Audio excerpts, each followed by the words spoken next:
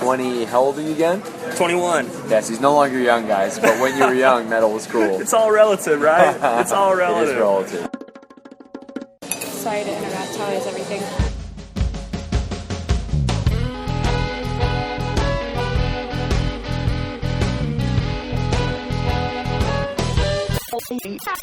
Ladies and germs, welcome to the 180 Drums podcast. My name is Jake Nicole, your host of both this podcast and of 180drums.com, where we take education to a whole other level, and more importantly, we bring drummers together and we create a place of community.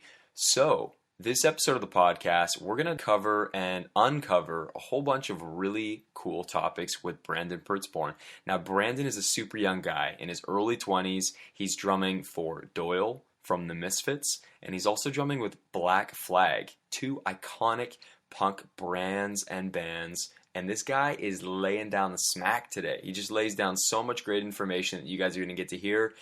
And this episode's also special because I actually got to do my first podcast interview where I'm sitting in person with a guest. So Brandon and I were hanging out in Long Beach. It's beautiful weather, beautiful vibes. I'm currently back in Canada, and we've got lots of snow. Not ideal. So I am about to head with you guys down to Long Beach, enjoying the vibes, enjoying the beach and the sunny weather. At least in my mind, I'm going to be there. And if you guys want to get more, if you want to see some pictures of what it looked like, the restaurant Brent and I are hanging out at, as well as all the info from today, go to 180drums.com/Brandon P, the letter P. So 180drums.com/Brandon P. All right, that's it, folks. Enjoy this episode, and I look forward to seeing you at the end.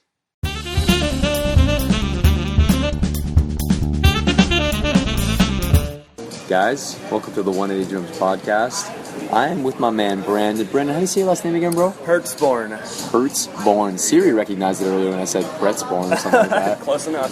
And we are in Long Beach, hanging at a bar, so there's no promise that... What's the name of this restaurant again? Cymbals. Beautiful place in Long Beach. Brandon made me drive down here, and there's no promise that his audio quality is going to be amazing, but we're just hanging, and I wanted you guys to listen in. So I was just asking Brandon, dude, how did you get started, man? Cool, man. So I grew up in Dallas, Texas, and dude, I got into drums probably around 13 years old. So that's in middle school when like the kids are either going into sports or music, right. And I didn't want to do either. You know, I was just I didn't know what I wanted at the point. But one of my best friends, he got a drum set, and then I'm like, this is the coolest thing in the world. Does your friend still play drums today? No, that's the bummer. He got me so into it, okay. But he doesn't play anymore. But I'll still go over to his house sometimes, and I'll play with him. But hey guys, on the podcast, real quick, we've got our server here. What's your name? Jordan. Jordan's here serving us, so she's going to be occasionally interrupting our podcast, and it's going to be awesome. What do you do, Jordan? I work at Cymbals in Long Beach. She works at Cymbals in Long Beach. Has blonde hair and freckles. Oh, yeah, I do have freckles. I also like to build things. She likes to build things. All right, well, interesting interruptions, part one. So anyway, like I said, kids were either getting into sports or music. My friend got a drum set. I was like, wow, this is the coolest thing in the world. You're hitting things with sticks and you're making music. So I started taking drum lessons, and then I got hooked, man. I automatically got hooked, and I would go to drum lessons weekly, and I kept playing more and more, and it got to the point where it's all I wanted to do. So 9th grade approaches. Now I'm out of middle school, going into high school, and I tell my parents, this 8 hours of school thing isn't working anymore. I'm so obsessed with music, and now I'm also playing in bands. I'm playing in local bands, playing with friends. So it's like I'll get out of school at 3 p.m., immediately go to band practice, get home at 10 or 11. Now back up real quick. Do you remember what the drum kit was that you first got started on? Your buddy's drum kit. It was a PDP. It was a black PDP. Okay, probably $300, $400. Nice. And when did you get your first kit? I got mine probably a few months after, and it was the same exact kit.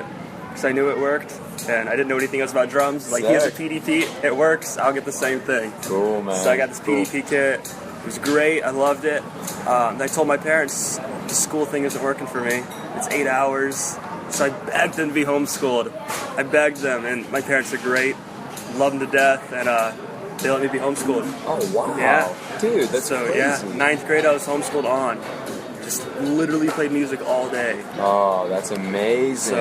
So you just played drums all day. Did you actually get schoolwork done?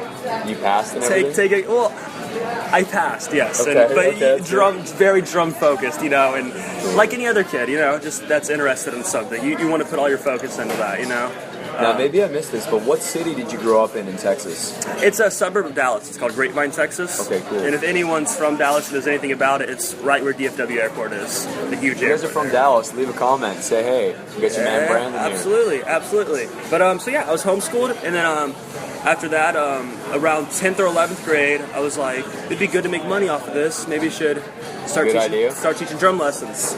So I put ads out, told people I knew, and eventually I had a full-time job doing drum lessons. Just word of mouth, people are telling each other about it.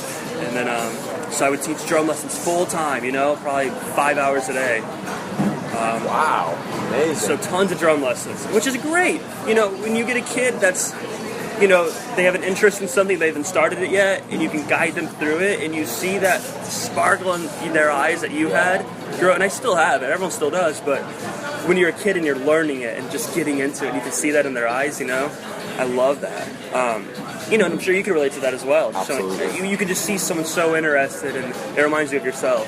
Well, what's cool too, man, is that with 180, like the difference is that I don't see it the moment that it happens. Mm-hmm. I see it after someone's digested it. Yeah. Think about it. They got to post about it. Exactly. Yeah. So the feedback that I see is kind of like the end result feedback that's a little refined. So I miss a bit of that sparkle, moment. Yeah. But I get to see that when I go to things like where we were just at. You and I were just at NAMM hanging out, and I get to see the sparkle in people's eyes when they chat about it and they share how it's affected them. But I'm sure they come up to you and they're like, "Hey man, I've been following the 180 drums. I'm doing all this stuff," and you can see that it's changed them. Man, a guy did that to me at the Paisley booth. Yeah, how cool is that? That was you, bro. Come on. I'm just messing. Wait, that was me. That's right. Awesome, man. So, dude, that's a really, really cool story. And who were some of your early influences? Oh man, growing up, my parents, all they listened to was classic rock, like Led Zeppelin, Van Halen, and even the Doors, the Cars. So automatically, the first drummer that really got me interested in drumming was John Bonham. I know that's so cliche, and every rock drummer's a huge Bonham fan, but rightfully so. Yes. He can groove like no other drummer. So Alex Van Halen, I love him. I would watch their videos hours a day and just absorb it and be like, what's he doing there? And then I find out, he's opening his hi-hat foot to make that noise, It's like, when you're just finding that out, that's the biggest thing in the world. So if you open your left foot, it's the smallest things, but at the time, they're huge.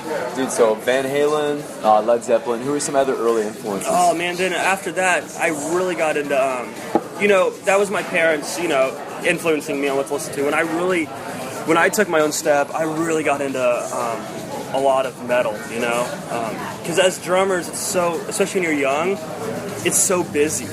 Yes. A lot of the metal music. So it's so interesting, to get into that when you're young. So, I mean, even a lot of the... when you're young, quoting the 20... How old are you again? 21. Yes, he's no longer young, guys, but when you were young, metal was cool. It's all relative, right? It's all relative. It is relative, yeah. No, but that's something, I think every drummer goes through that phase where they overplay. You learn how to play and you get pretty good. And then... Because at least I went through a couple of years of every time I could throw in a double kick fill as fast as I could, 100%. I would take advantage of that moment. Cool. I could be playing some Paramore song, which is great, but it's you got to play for that music. I'd be playing some Paramore song, just snare on 2 and 4. But when I got that chance where I could throw in the biggest drum fill in the world, I'd take it. That's right. And I'd think I'm the 2-bar drum fill. Yeah, exactly. And I think I'm the best drummer in the world, Yeah. And then you look back on that video years later, and it's like, oh no, that's embarrassing. It's like. I think every drummer goes through that where they feel like they need to overplay. And then you go through maturity, and then you realize it's not about that. It's about playing what the song needs and supporting everyone else. But if there's a chance to do that, absolutely. Cool. So I think my favorite drummers, even if I don't know the name of the drummer, just watching someone on YouTube, etc., are the guys that they can lay down the pocket, just groove so hard, But when they have the chance to open up Yeah. and do their chops, they do it, and then they can go right back to the pocket. And who are some of the guys lately, man, that you've been really influenced by? Like, that do that really well? Like, who are some of the dudes? Dude, I think a guy that's great at what I was just saying can play the pocket and then go out crazy and then tame it back. Aaron Spears. Cool. That's dude. When I saw his the caught up video he did, Usher, it changed my life, dude. Just Really? the groove he has, and then he can. The hi-hat falling over. Oh, he's holding over with his left leg, but he still doesn't lose the groove. Yeah. Like, dude, but like I said, that's just to me that balance of being able to groove, and then they can chop like crazy, and then they can bring it back. To me, it's all about that balance, you know? Yeah. It's all about that balance. Because like I said, you go through that phase when you're young and you just want to play as fast as possible. Yes. But it's great to have that, but great to be able to groove. So, dude, that's really cool. It's cool that you're referencing Aaron Spears because your background, like, right now you're playing with... I play with Black Flag and then the guitar player from the Misfits, whose name is Doyle. Which is unreal. So, what are the influences now? Oh, and I like now? that you cut me off because, guys, I was introducing Brandon to everybody at NAMM, and I could remember one of two band names every time. Yeah. I was like, shoot, man. So now, who's now? Influence. Oh man, well, let's talk on that. So here we go. I got our food. Oh, thank you so much. Get some sweet potato fries. Actually, we'll switch. Yeah, there you go. Perfect. I'll be back with the other fry. Yeah, you will. Oh, beautiful. So, you know, most people assume, hey, I play with Black Flag, I play the guitar player for the Misfits, you're just a punk drummer, right? Yeah. That's not the case at all, man. I don't think there's any genre of music I dislike. And not even just a drummer, but as a musician, I feel like every musician should be listening to everything, you know? There's no reason why if you're a punk drummer you shouldn't listen to jazz, you know, or vice versa. If you're a jazz drummer you should only listen to jazz.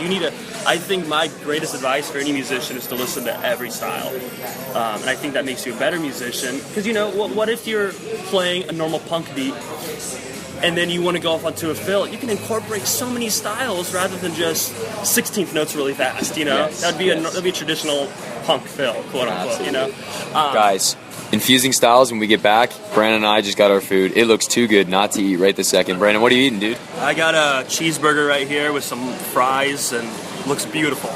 With a chili pepper sitting on a pickle. Yeah. I got the fish tacos. I am too hungry, guys, so I will see you in a minute.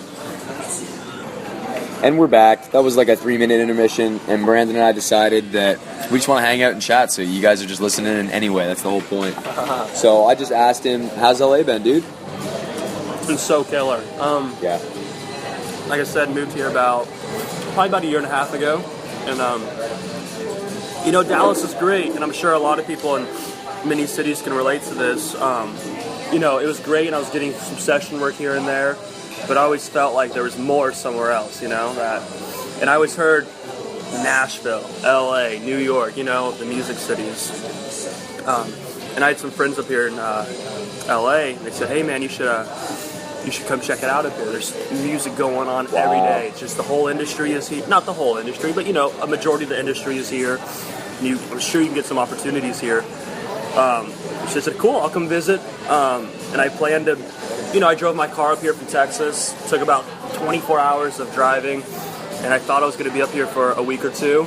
And that 2 weeks gradually turned into 3 weeks, which gradually turned into a month, you know, which gradually turned into 2 months. And then it turned into, I guess I live here now, you know? Wow.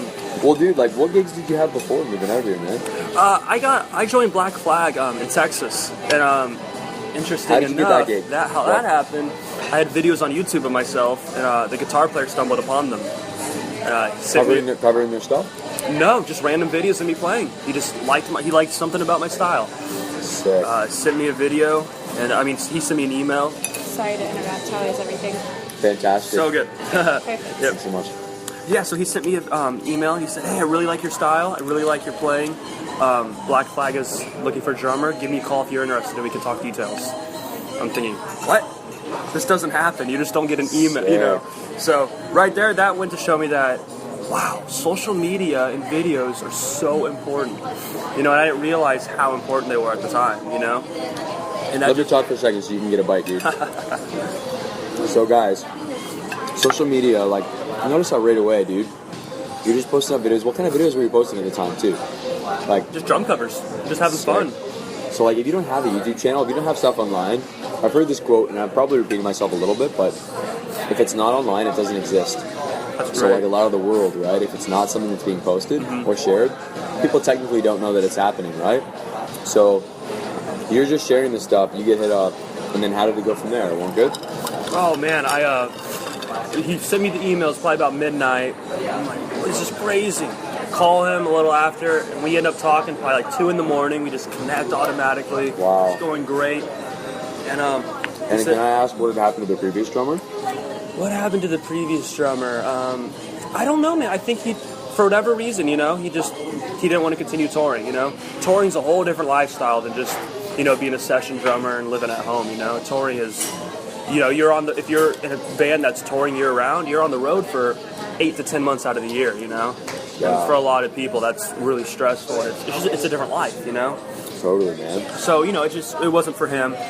So I was in Dallas, I drove down to Austin, about 3 hours away to audition. Man, it was probably a 6 to 8 hour audition. We went through everything. We talked for a few hours, we got lunch, we played for a few hours. And then after my playing, he recorded all my playing and I had to listen to it back with him. So talking about nerve-wracking, you just get done playing and then you have to listen to it back with him and you hear every little mistake, like as a drummer, you hear everything. You hear a coin drop when you're playing, like, Oh, shoot. So man, we listened. What was your preparation like beforehand? Like, what did they send you material-wise? He sent me 20 songs. He sent me their current touring set list. Now, how did you go about learning 20 songs? Just relentless playing, or what? How I memorize songs, I'll just get a blank sheet of paper. Yeah. And I have my own shorthand that I'll write out for drum parts, So, for, say... Do you read and write it all, or...? I do read and write, but the quickest and the most efficient way for me is my own shorthand. So if someone gives me a chart, I can read it, but if it's just myself, I like to do my own shorthand. So if it's just like, a normal beat for a verse, I'll write like H, H, H, H for the hi-hat. Then underneath it, I'll put K for a kick, the S for a snare. So I'll just write out the letters. Oh, wow. And maybe that's crazy, but that's how my brain works somehow. That's easy. Sounds like you write guitar tabs, bro. That's kind of what it looks like. It's like guitar tabs for drums. That's hilarious. So I listened to all 20 songs, I wrote them all out, and then the audition was actually like 3 days later. Wow. So it's like, 2.5 days, learn the songs, learn the whole set, go down there and jam. What did you do to overcome the nervousness? Oh man, I don't know if you really can, I think that's part of it. For me, I always have a peace of mind if I do everything I can do to prepare, there's nothing else I could have done, So if I 100%, I practice it, even if it doesn't work out, I have that, I have that peace of mind that, I did everything I could, But nervousness, there's nothing to overcome that. I mean, that's just part of it. Yeah. To me, I think I focus more when I'm nervous. So I think that's almost right, a good dude. thing. Sometimes you're just way better under pressure. Exactly. I find that too. Like, I don't know if you've had this experience, but I've had so many experiences where I'm getting ready to go into the studio for something, and I'll be like make a mental note of a certain part. Like, man, I really don't want to forget that part. Yeah. And then when I'm playing that part in the rehearsal, in the audition, or in the studio, because I've highlighted it, it's like I really remember it. Exactly. Yeah. You have that happen too? Exactly. Yeah. And you know what? Honestly, I don't mind being nervous for audition or rehearsal or shows, because what happens when the day comes when you're playing a huge show in front of, say, thousands of people? Now you're going to know how to deal with yourself being nervous. Rather than, because eventually you're going to be nervous sooner than later.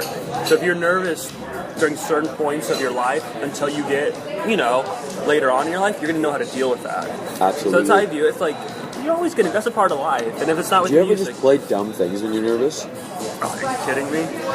Yeah. Sometimes that works against you when you're nervous, yeah. No kidding. Sometimes you're focused and you play extremely well, then other times you get so nervous you get caught up in it. And I think it's all about how to handle it, I'm glad you shared that. It's not about not being nervous, it's about handling being nervous. Oh, it's all how to handle it. That's what I said. So being nervous isn't a bad thing, because the more you're nervous and the more you step out, in those opportunities, auditions, I think auditions are the greatest thing in the world for all musicians to do, because you learn so much, whether it's socially, talking, and even that's nervous, meeting new people in an audition like that. Oh, absolutely. But the more you do that, the more comfortable you are. what that means is the more you do that, when you get your big opportunity, you'll be ready. Yeah. It's like, how is this any different than the 10s and 20s and 30s of the other auditions I've done? I've prepared, you know that, you know? So I think me being nervous, it's happened to me so much, I've learned how to handle it. And not, like you said, sometimes you make stupid mistakes being nervous, but if you learn how to handle it, you get better at that. I think in a really, like a super important detail, man, this is something that I was actually talking about Aaron from Aaron Gillespie, who's out playing with Paramore right now.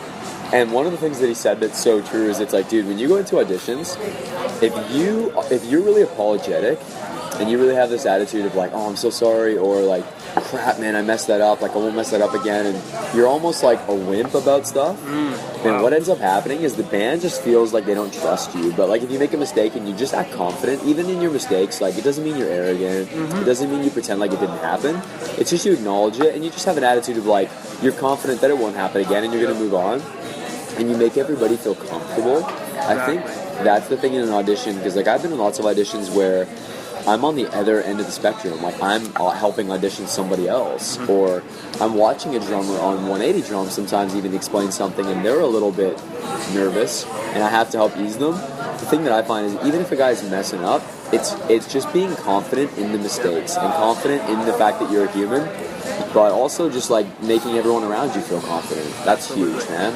Because as a drummer, you're leading the whole band. You're the backbone, you're the quarterback, say like related to football, you're the quarterback of the whole team, you know? So kind of what Aaron said, if you're confident, everyone else is going to feel confident, you know? Even if the thing is, you're human, you're going to make mistakes. I don't care who you are, you know? Yeah. So the thing is, for me, it's how you recover from that mistake. And it's not only just on drumming how you recover, but it's how you handle it, you know, as a person as well. Like, you don't need to go, oh man, I'm so sorry, that's not going to happen again, and freak out about it. Just say, hey, I assure you it's not going to happen again, I got it. You know what I mean? It's like, yeah, you don't want to ignore it if it's a huge mistake, but just be confident about it. Say, hey, let's do it again, I got it. You know, because they're gonna vibe. It's like we spoke about earlier, everything's about vibe. It's all the how vibe, everything dude. feels, just what you give off. Because what you give off, that's what people are going to give you back.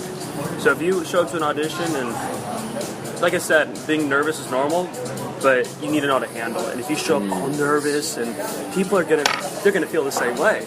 Because what you give off is what they give you back. So if you show up confident, you know what you're doing, you got the parts, and even if you do make a mistake, if you just recover from it, it's like, hey guys, no big deal, I got it. Okay, this guy's a pro, because they're gonna feel good. You know what I mean? So the hang was amazing. You were confident. You're chilling with Black Flag. How does this progress, man? So you end up getting the gig, and you're how old at the time? I was 19. 19. 19, yeah. Wow. Okay, so it's been 2 years. And then when did the Misfits thing come about? So, Black Flag, we went on tour. We did 60 shows, which is a long tour. That is how long was that tour? That was about 4 months. I was going to say, do not say 60 days. No, yeah, it was 60 days. No off days. Yeah, it was about 4 months long. And then after that, Greg, the guitar player, he just told us, hey, we're going to have some off time, you know. We burnt ourselves, you know, we did 60 shows immediately. So right there I had the decision, I can either go back to Dallas. And how tight did you feel with those songs after that? Could have done it in my sleep, you know. Guys, interruption part 2 from Jordan. Hi. So Jordan, what do you create? You said you create stuff. I'm really curious. I like to build stuff out of pallet wood, like furniture. You would live in Long Beach and build stuff out of furniture.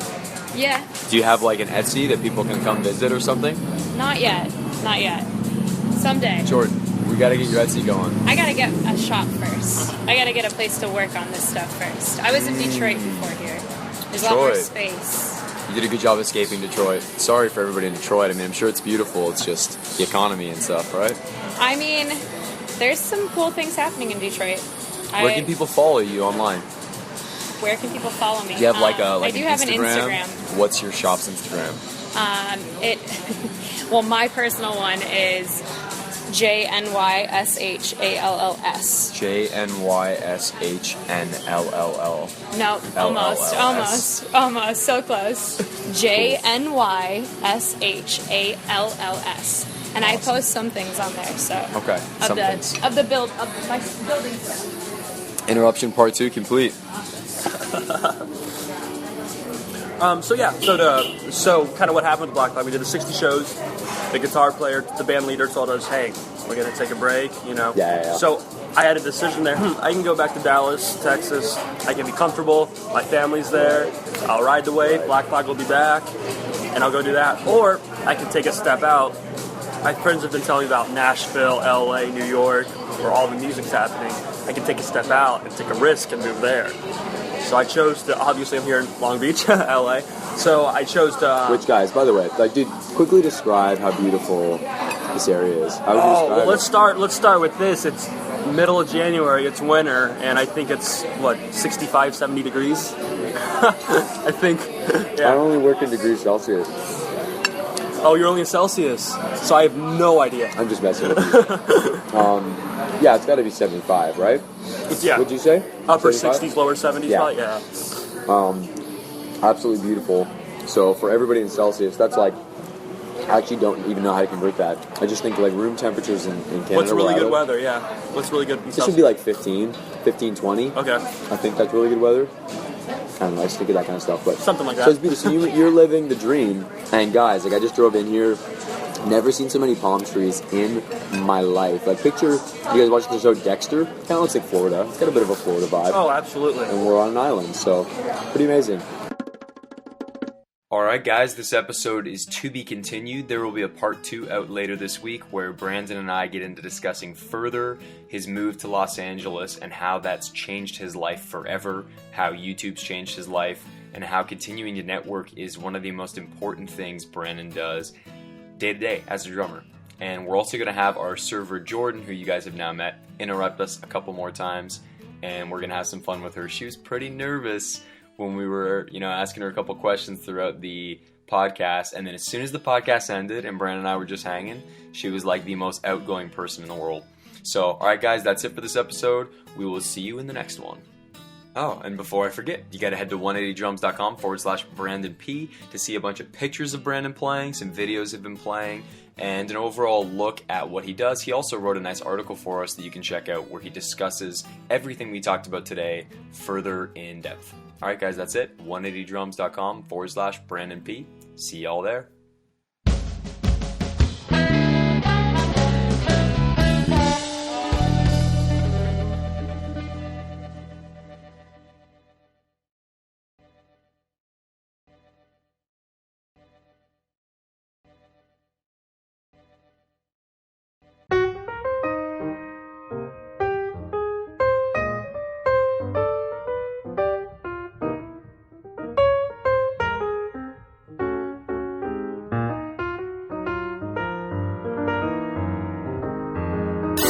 What the heck, is this thing on? If you guys want to be able to read what Brandon's chatting about, you want to be able to check out some videos of Brandon soloing, you want to be able to see the drum set that Brandon uses, and pictures of Brandon with his shirt off. Wait, what? All of that is available at 180drums.com/Brandon P. I had to throw that in there because every picture this guy sent me, he's got his shirt off. It's like this dude's trying to show off. But again, 180drums.com/Brandon P. You can check that all out there. He's got a great article that he hand wrote, and by that I mean typed, that offers a little bit more perspective on everything that we're discussing today. So today we're going to get further into his trip out to, living in California, how that affected him as a musician, as a drummer, and provided him some opportunity. And we're going to talk about the Misfits. We're going to talk about all kinds of stuff today. One of my favorite things that Brandon said that you'll hear is, it's all about community. So think about that, guys. We love y'all in the 180 family. Without further ado, Brandon Pertzborn. So you're living out here now. So you made the move, and then when did the Misfits piece come together? So I moved out here. When I moved out here, I knew no one out here. I had some acquaintances here and there. Just the band. That was exactly, it. Yeah. I knew the band. I knew some friends, but really not many people. So with the people I did know, I asked them, hey, how'd you guys get involved in the scene out here? Give me some recommendations. It's all about community, first of all. Everything, mostly any business in the world. Talk about that for a minute. Community? Talk about community. Oh, everything's community, man. If kind of like... Because, dude, real quick, sorry to interrupt. It goes... The first thing I noticed about you is that you're such a good hang, so it's so easy to feel comfortable hanging, Oh, right? it's all about community. Because, it kind of relates to what you said. If it's not on the internet, it doesn't exist. And what I always tell people all the time, and I did tell myself this, when I wanted to get involved in music, because I wasn't outgoing, I wasn't social, it's hard to be. It's just easy to You weren't sit there. social? No, man. That's really hard to But what do. I had to tell myself, and I realized this one day, and said, I could be the best drummer, the best guitar player, whatever instrument in the world, you know? But if I just sit in my room all day and I don't go out and meet people, I don't exist. Absolutely. It doesn't matter how good I am, you know? Because like I said, in high school, I would practice like 8 hours a day. I would practice all day long, but I wouldn't go out and meet people. Yeah. So absolutely. How, you know, so why does it matter? If you're practicing all day, which is great, but if you're not meeting people, what's the point? Unless, if it makes you happy, that's great. But if you want to, you know, be in the music industry, community, dude, is you know, everything. there's so much to be said for being in the right place at the right time. Oh, man. And if you're not placing yourself constantly in the right place, then there's no right time, right? Exactly. And what I think is really interesting, I've said this several times, I'm pretty sure I've said this several times on this podcast, but there's no such thing as dumb consumers. There's only dumb marketers. And what that means is this, is if you're like, man, all these other bands in the world aren't smart, no one's hiring me, this is so dumb, what you're really saying is, I've done such a bad job at getting out and presenting myself that no one knows I exist. That's great. Right? That's great. And kind of what you said, the right place, the right time, you can never predict when that's going to be. But if you put yourself out there, your percentage is going to go up, and rather I sit at home and I don't go out and meet people. If you're not going to NAMM, can we agree that you're making a big mistake? Oh, absolutely. Yeah. Absolutely. Because everybody in the industry is there. And even if you just... Here's the other thing, guys. This is actually a really huge point. Do not be a jerk. Or I'll say it another way, just to be really abrasive. Do not be a dick. And the reason I say that is because on my flight here... Did I tell you this yet? No. On my flight to... Not here, but on my flight to Anaheim, I'm in a layover in Atlanta. And I bump into this guy as we're boarding the plane. We end up sitting beside each other, and we're just chatting, and he seems like a really good dude. He's a little bit older, and he says, yeah, I'm going to NAMM too. And I'm like, cool, man. I was just being nice to him. I had no idea who he was. And had I been a jerk to this guy, I would have formed a bad relationship with the guy who's essentially the product manager at Gretsch Drums. Yep, that's how it happens. Dude. That's crazy. I sit beside this guy, and he goes, yeah, I'm going down to NAMM. I was like, man, awesome, dude. What are you going down to NAMM for? He goes, I'm with Gretsch. I said, that's so cool, man. I play Gretsch drums. Are you with Gretsch guitars? Who are you with? He goes, oh, I'm with Gretsch. Gretsch drums. I'm the product manager, so I design all the drums for Gretsch. Wow. And I was like, dude, I am such a big fan. And then I, recognized that I was about to have a 5-hour flight with this guy, so there's no need to rush. Just take my time, man. Get to know him, and we ended up sharing a cab once we got to the airport in Anaheim. Got in a cab together, hung out, ended up being good buddies, and it's like all because I recognized that you gotta be cool to everybody, man. Everybody you meet, doesn't matter who it is. They have to be, and that's the thing, man.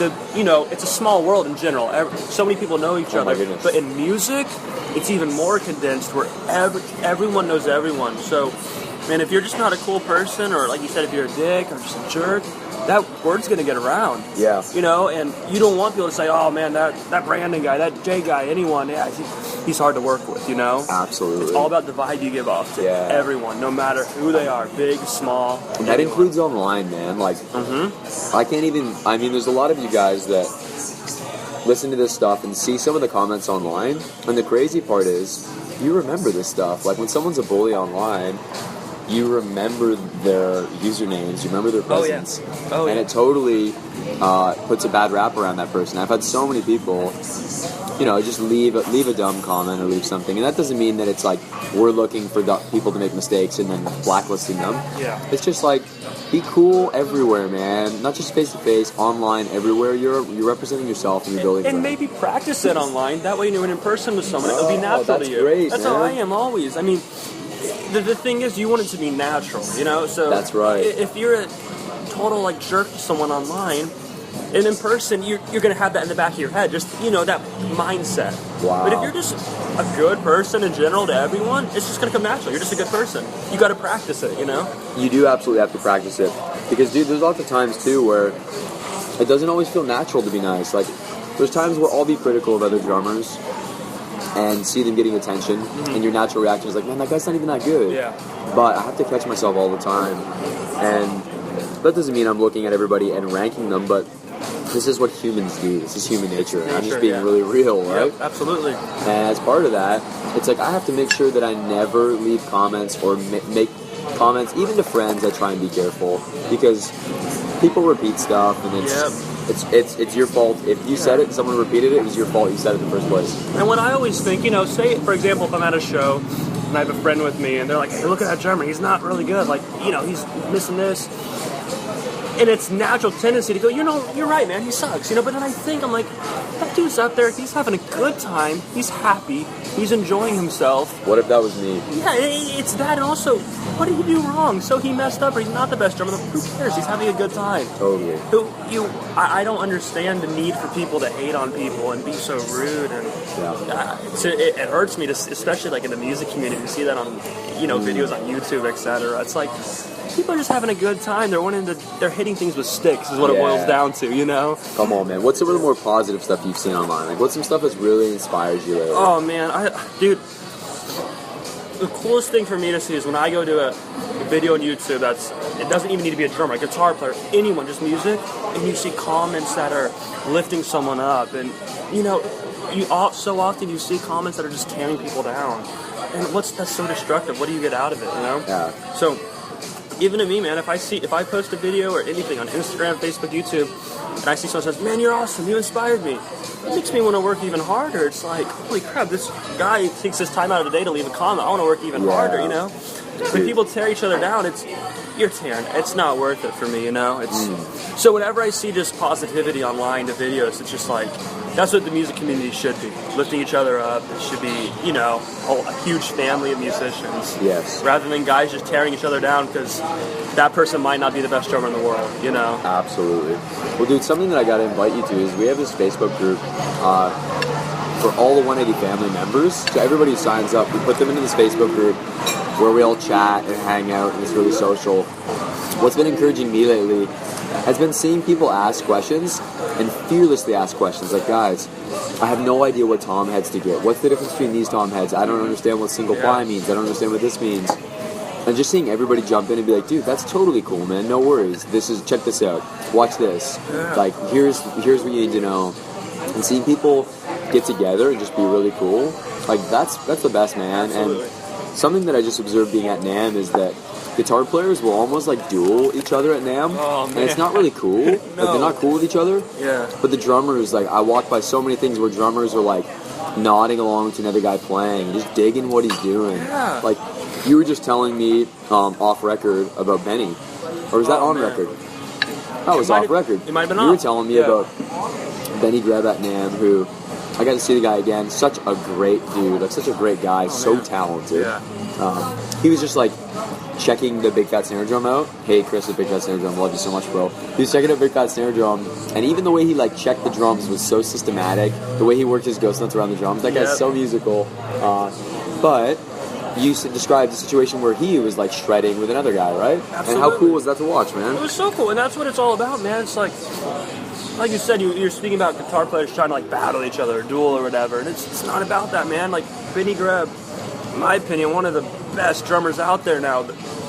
That dude can groove so hard, but he's just jamming with other guys, just having fun, and that's what it's all about. Like, I just realized you and I too. First thing we did, we were hanging out for a bit, and I was like, dude, don't you want to play? And you're like, yeah. We make our way over to the Zildjian booth, find a couple kits, and right away we're exchanging ideas. It's like, dude, that's what it's all about. Do this, try that, man. How do you do this? And it's funny, man. I'm known, like, I am known for asking people how to do stuff. When I was growing up, and to this day, I'd always walk into music stores and go, man, teach me something. How are you just playing that? So this while I'm at NAMM, right? I'm an educator, right, in the industry. And while I'm at NAMM, I made a point of going up to, there's this guy at Remo who's doing some marching stuff, and his single strokes were so even, it boggled my mind. So right away I go, dude, show me something. Hands me over the sticks. He's like, play something. So I'm just playing a couple patterns, a couple rudiments. And right away he's like, dude, you need to work on your left hand. Your single strokes could be a lot more even. And I was like, thank you, man, because your single strokes are so even. How do I do that? Yeah. So he's walking me through it, because it's like, man, I'm not exempt from learning. And then it's funny that I did this both times with hands, because I find that's what I gravitate towards, is like, teach me some hand stuff. Yeah. Because I can play patterns, I can learn grooves. I mean, I understand the linear stuff, but I'm way more into how do I even out my hands? How do I work on that? So then I'm at the Ludwig booth, and there's one of the Ludwig reps who's like clearly a marching guy on the pad. Right away, I'm like, dude, teach me something. How are you doing that? He's like, take the sticks, go ahead. and I am in front of the potential 180 students, potential whoever, getting a drum lesson, man. Yeah. And that's what it's all about, you know. That's what's, and dude, on the same hand, something that I always challenge myself, even if it's watching a beginner to an advanced person, I always try to learn something from every drummer, no matter what it is. Even if it's... Say that again. It's so good. No matter if you're a beginner drummer, if you're an advanced drummer, I don't care who they are. If I'm watching a drummer, I always challenge myself to take something away from it and learn something. Amazing. Even if it's just a beginner, man. Like, I feel like you can always... No, first of all, no matter how good you are, you can always get better. Everyone knows that. But... I see a lot of guys, if they watch a beginner drummer, an intermediate, that's still learning his way through. Like, I got nothing to learn from him. It's like, man, really study. You can learn something from everyone. Even the way he'll hit an open hi-hat, or the way he'll do a ghost note. Because the thing is that's so special about drumming is no one else in the world drums like you. So just saying that statement alone, that implies that every other drummer in the world you can learn something from. Wow. Because no one else is going to play like you. No one, you know? Dude. So does that mean, like, when you walk into a venue, are you consciously asking yourself, what can I learn from this guy? Or at this point, is it just ingrained? All the time. Cool. Even with just the way a drummer holds their sticks, like, let me try that technique. Or if he's doing a double kick pedal, and there's so many different techniques. Like, maybe he's not the fastest double kick guy in the world, but look at this technique he's using. I'm going to try that out. Take mental note, you know? Or look at those ghost notes he's doing. I've never thought about ghost notes in that regard, you know? Yeah. The placement of them. You know, it's like you can learn something from everyone, and I challenge myself with that every time I see a drummer, you know? Because it's so easy just to say, that guy's not very good. Dude, you know. Is there anything... So we were just at NAMM seeing, I think it was like 100,000 people that come into Anaheim for NAMM. So I don't know how many drummers were there, but I would assume, several thousand, right? Oh, yeah. At least. So what are a couple things that you learned? Is there anything that you picked up that you were really excited to take home and work on? Oh, man, I think my biggest thing right now, and Vinny Greb does a great job at this. He grooves so hard and plays so simple, but it's so complex to everything he's doing. Like it's not just grooving, like he knows exactly where every note's going to be, and you can tell he's very analytical and he's thinking it all out. But he's balancing being analytical and grooving and having it simple at the same time. Which is very hard to do. Exactly. Yeah. And that's something I really want to work on for myself, because I know I can just groove and I can play really complex, but mixing them together to where it doesn't sound too complicated, you know? My thing is, I really want to be a type of drummer that a non-musician can look at and they can say, he's a great drummer. You know, because sometimes you get so technical with drumming. Okay, how do you do that? That's a really cool point, and I want to hear what your thoughts are. I don't know if I have the correct answer to that, to be honest, but, your observation. My so thing when you watch, I think the fastest way to come to a conclusion on that is, and it's funny, I asked because I was just thinking about this. I was walking by all these guitar players shredding, and I was like, I didn't spend enough time because I was running around NAMM like a lunatic. You can verify that. Yes. But I was observing a guitar player shredding, and I was thinking, how quickly could I tell if he was actually good or not? Right? Exactly. Because he's shredding notes, and I'm sure he's like I'm sure he's okay, or he's good, but great. Like the same way a lot of guys can watch drummers just shred, and guys can play gospel chops, and they're great gospel chops, but in their chops, I can hear that there's no groove. Exactly. And that's not being a jerk, it's just you observe, right? Observing, So in the same way, how do you think you could really help make that clear to other musicians that you're a good drummer? What is the defining factor? Well, first of all, something I always think about, like I said, every drummer I think goes through that phase where they overplay, and they think that's going to make me the best musician, the most impressive. Right. And I was thinking, the Beatles, one of the best rock bands in the world. Anyone can learn those parts, right? So obviously it's not about how technical they are. It's something about non-musicians listen to that, and that's just a good song, whether it's technical or it's the most simple song in the world. I think and there's nothing wrong. I want to be as technical as possible, but I also want to be able to groove as much as possible and balance it. I'll be watching a crazy video online of some drummer playing the most technical thing in the world, and I can't even comprehend it. I'm like, holy crap, this is the most crazy thing. And my girlfriend will walk in or something and be like, look at this video, and she'll be like, I don't get it. It sounds like a bunch of noise to me, and I'm like, do you not see that? He's playing a 9/8 time signature on his left hand, on his right he's playing 7/4, and then he's you got 4/4 on his left foot, balancing it out, keeping time, and then It's like you don't Can I just understand. clarify really fast that we are not singling out anybody? No. Because if there's anything I've realized, it's people can always be assuming about what we're talking about. I just want to clarify, our whole goal is never to bash anybody. No, and I'll add to that But saying I think that it's stuff's true. And incredible. I dig it too. It's like I if totally I can dig play it too. like 7/4 on my right Dude, hand and something on my Goiska, left hand. Oh man. I can't Oh, not lip and bad. caught. 11, 16. I've been trying to work on that lately. Oh And man. freaking Matt Goiska, dude. Oh, he's insane. If you're listening, you're such a genius, man. Yeah. Like, the way he just places all the backbeats so that they feel great the whole time is yeah. awesome. Yeah, so I think that stuff's great. Interruption number 3. I don't know. I'm scared. She's so scared. All right, Jordan. So, how did you first begin building stuff? Like, what was your first inspiration to get started building stuff? I dated somebody that was a designer and carpenter, and Ooh, okay. Became The interested. plot thickens. And then you carried it on after. yeah, So, are you still dating that person? no. Okay. So is that an issue? Do we gotta do some therapy to let go of this, or is it a really? Oh shoot! No, I'm cool. 180drumstherapy.com. It's the next thing. 180 therapy. I like it. My face is so red right now. Super red, guys. All right, carrying on. So like I said, by no means am I singling anyone out. Because like I said, dude, I love that style and I'm so intrigued by it. Just the time signatures, polyrhythms, Me too, all that. man. I love it. As a drummer, how But can you not like everybody that? gets it. Exactly. It's niche-y. So one of Yeah. my big goals, and I think Benny Greb is brilliant at it, is taking that style where it's just insanity and blending it with just groove and just feel. You're so right, dude. Exactly, and that's my goal. To answer your question, what did you learn from NAMM and what do you want to take home and work on? Very cool. Is, man, Okay. fixing that. Shifting gears, what drums are you playing right now? I'm playing Pearl right now. I got a Pearl Masters, and it's a birch set, and I love it. And the thing is, I play such a small kit. It's just kick, snare, rack, floor. And it's Kick, like, snare, rack, floor. yeah, it's just kind of a standard jazz or rock setup. And all the time I have people asking me, why do you play such a small kit? Do you want one any bigger? Like, what's your dream kit? And it's like, this is it. Did you just say sizes too? No, I got kicks 22, then 22/18 is the kick. I got a snare that is 14 by 5.5, and then my rack is a 12 by 9, and then floor tom is 16/16. What series? That Masters. Sick. Yeah, so it's like, that's my ideal setup. Yeah. Just kick, snare, rack. And what heads do you use on those? Right now I got some, my tom heads I'm using, I forget, they're Aquarians. And dude, I forget the model of them because I just tried them out. Actually on this last Doyle tour I tried them out. So I was trying to experiment with some heads. And they're great because I forget what I was using, but I was having some problems. But I tried these Aquarians out, and they're like working wonders for me.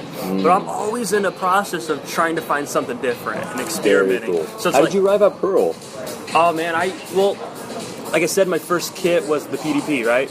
And I knew nothing about drums. I just knew that was at Guitar Center and it was cheap. It was a beginner's kit, so it's like, okay. Like at that time you don't know PDP from Gretsch, from DW. You don't know anything, You They're just drums and you want to hit them. Exactly. Real bad. It was a drum set, and it was like $300 sold. Yeah. So, but after that, I went to the Guitar Center, and the guy recommended for a step up. It was a Pearl. It's called Pearl Vision, and it was a step up from that. And ever since that, I just developed a relationship with my drums where I see that Pearl logo, and it's like you just feel comfortable. You feel at home with that. And I just, I've never sat on one of their drum sets and disliked it. That's just a personal thing for me. Everyone has their own thing. But No, you know what, man?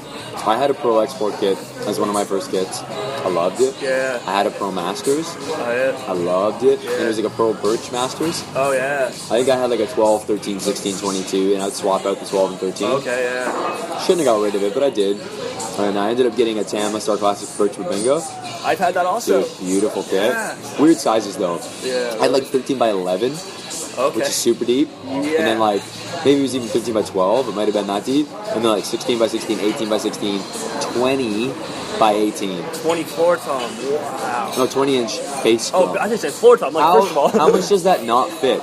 You have a 3-inch gap between your toms, a 2-inch Yeah. gap between your floor toms, and a 2-inch gap between your floor tom and your bass drum. It's really wacky. That didn't really work, but it was like an orange sparkle kit, which is cool. Orange Yeah. sparkle's cool. Tama makes beautiful drums too. And then after that, I've gone all over the place, man. Yeah.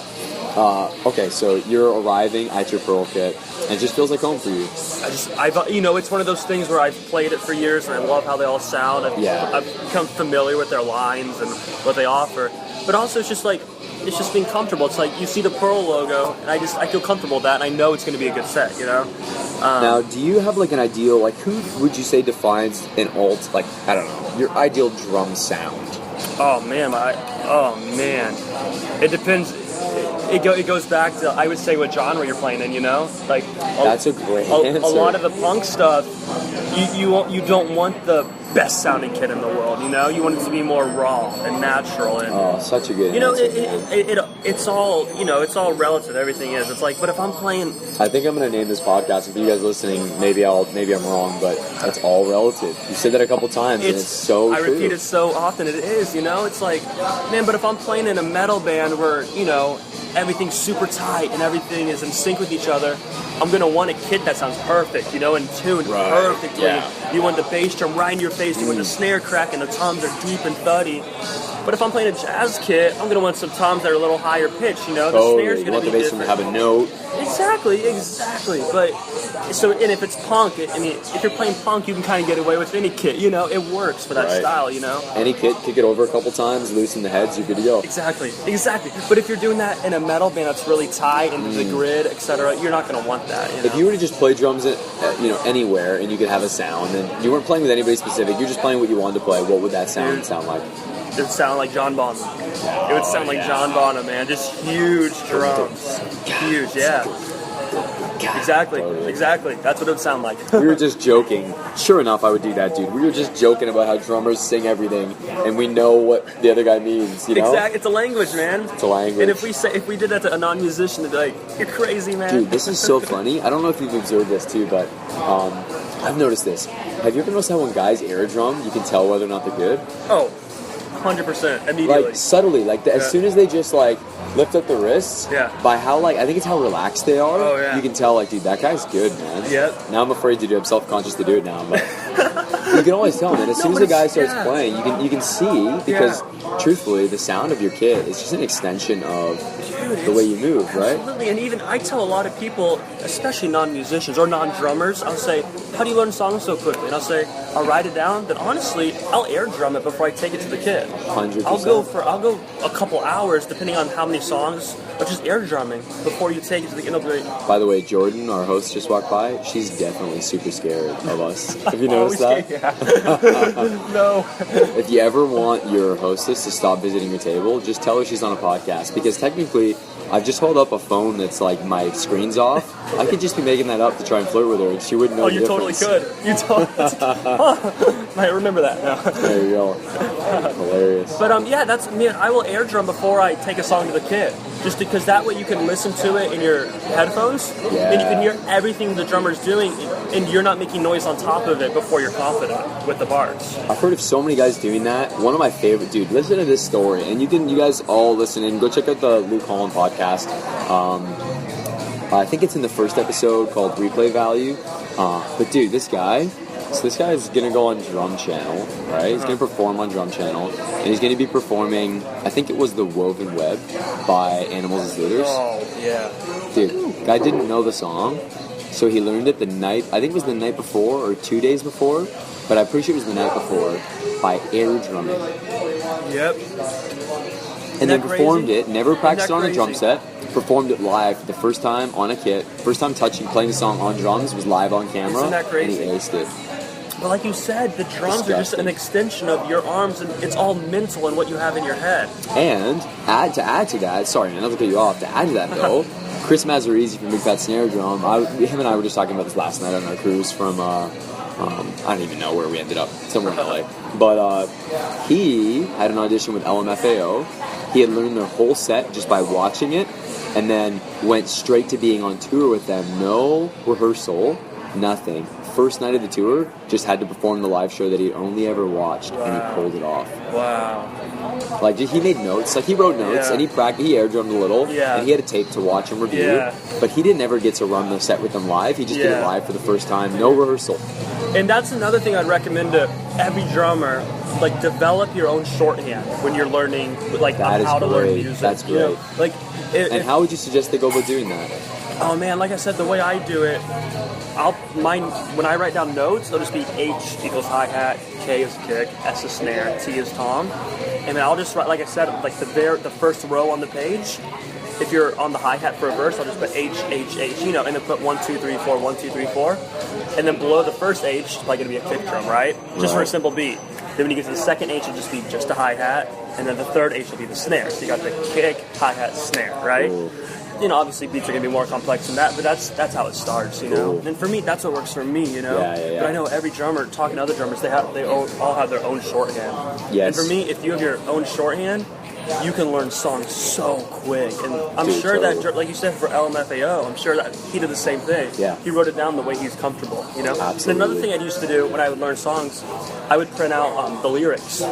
That's And I would, great. then I Yes. would put, so like the first stanza, I'd put this is the verse, this is the chorus, this is the bridge, you know? Yeah. And then just whatever's easy for you, describe the verse beat, then describe the chorus beat. Yeah. Whether you're writing a sentence, you're just writing notes. Basic rock groove. Exactly, yeah, basic rock. Yeah. Basic funk. Open hi-hat to ride on. Open hi-hat. Do a fill for 4 counts and switch to the ride. Dude, the only thing I typically write out these days when I'm writing stuff out is I'll usually have lyrics, and I will write over the first lyric of the line. If it's the verse, I'll write closed hi-hats, Yep. open hat. I just write closed hats, Yeah. open hats, ride, Yep. bell, Yep. or crash. Because if you have the tempo of the song, the beat's That's going it. to be implied. So I write that, and then sometimes I'll write the bass drum pattern if it's like if the chorus is really weird, Yeah. or if whatever, I'll just write out that, or if the backbeat's weird, I'll write that out. Yeah. And that's why I do suggest. I think it's great when you understand how to quickly. It takes a bit of time, but it's like learning a language.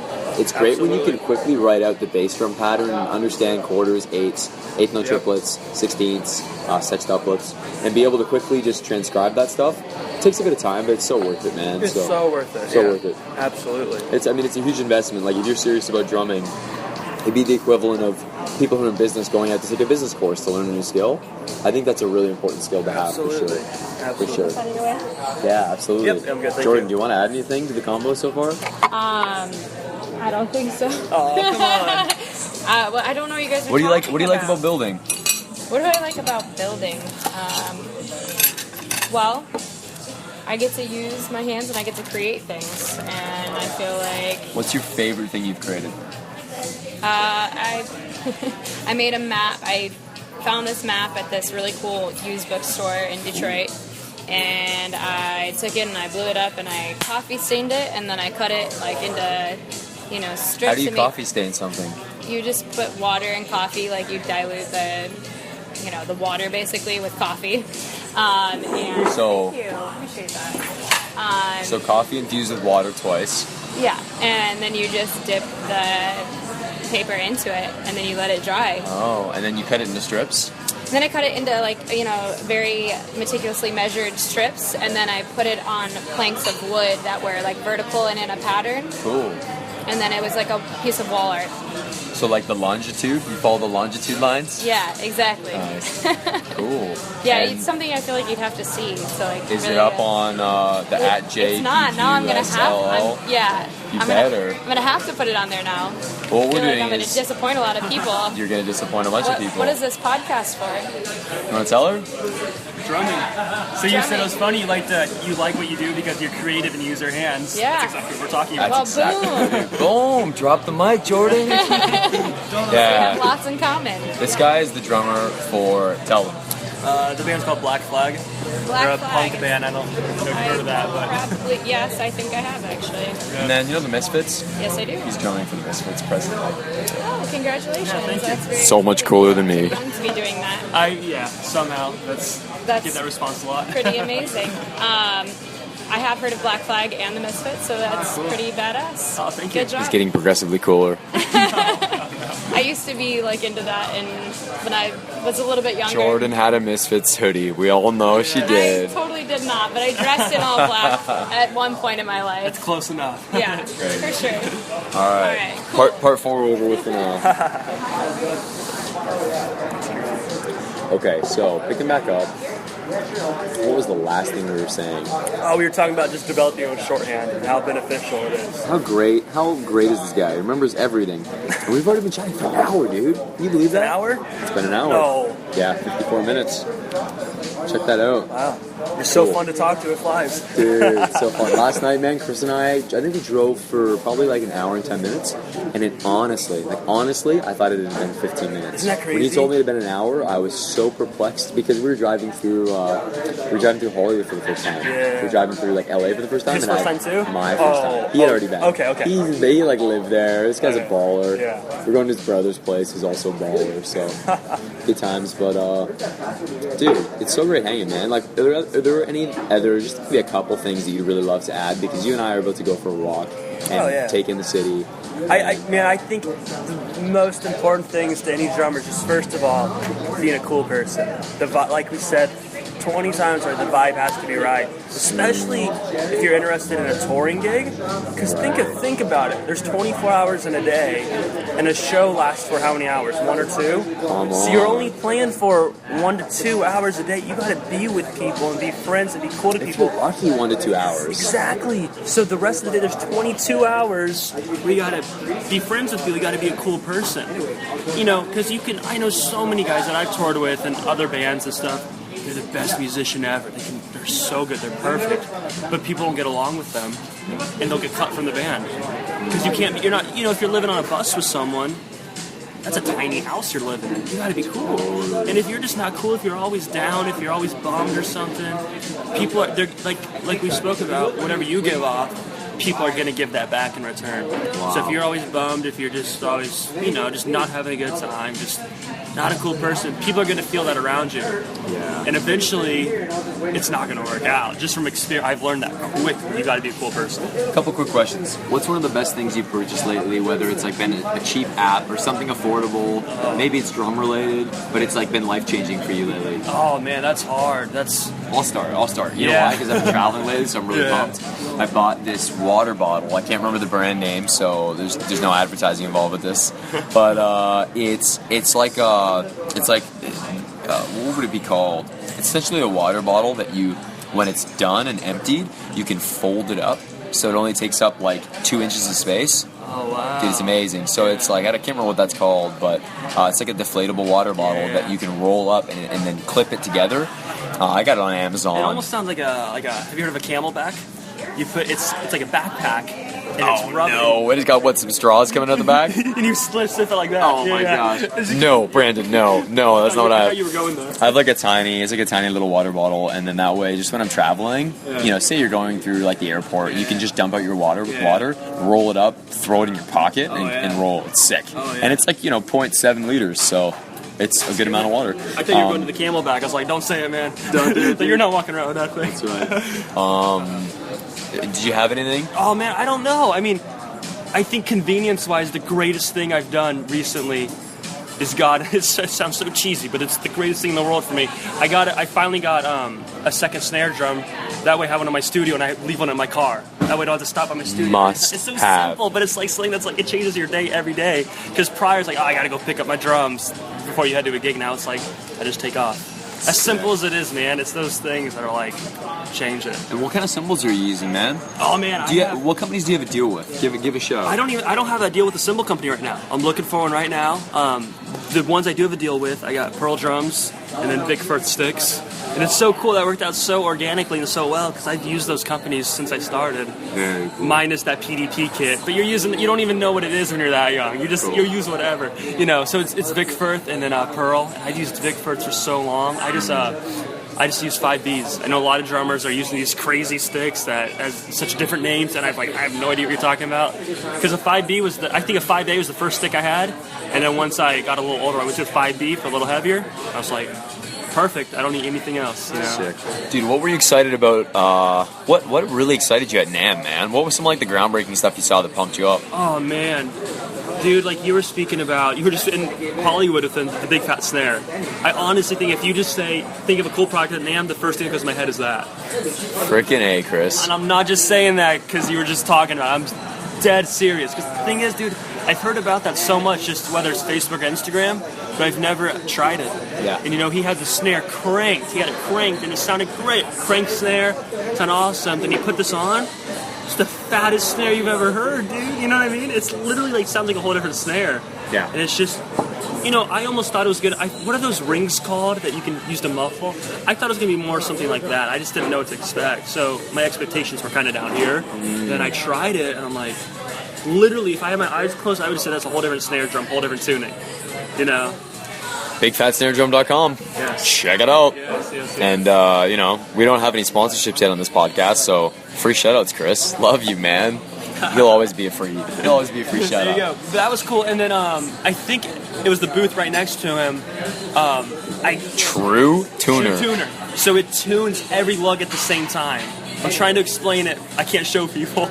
It's so hard to explain. So essentially it's a disc, and what this disc does is it has a bunch of slots based on the different sizes, and then you put like what looks like a tuning key in the same direction on each lug, and then you can turn this thing and tighten or loosen all your lugs at the same time. So super cool idea. It goes all the way from I think like an 8-inch to 16-inch toms. So it's pretty ballin'.